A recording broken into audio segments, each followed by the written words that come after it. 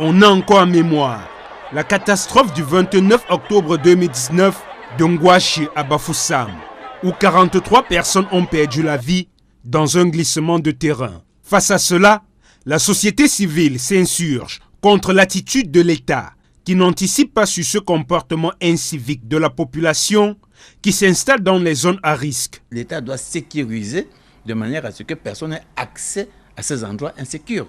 Et ça n'est pas si compliqué que ça. Je pense que quand on regarde les milliards de francs, je ne vais pas évoquer la ligne 94 et 65, il y a suffisamment d'argent pour sécuriser tous les milieux, n'est-ce pas, qui apparaissent comme des milieux à risque.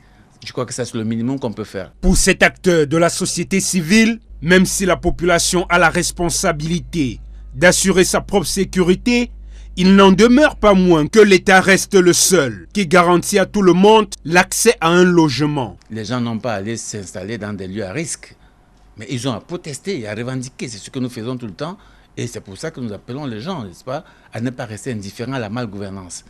Quand vous avez un système gouvernant qui ne vous assure pas la nutrition, l'éducation, la santé, le logement, vous devez protester de manière pacifique, dénoncer tout au moins. Des mesures urgentes devraient donc être prises pour que de tels événements demeurent un lointain souvenir.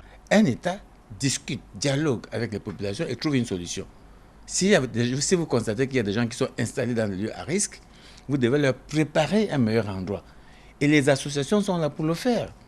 Et puis aussi, vous devez savoir que des fois, on peut avoir un milieu à risque, mais qui peut être réhabilité. Il y a des moyens techniques qui permettent aujourd'hui que même si un endroit est à risque, on peut travailler cet endroit-là de sorte qu'il devienne plus sécure. Pour la société civile, l'État sauverait des vies en se mettant d'urgence sur les autres cas visibles, notamment dans plusieurs quartiers de la ville de Douala.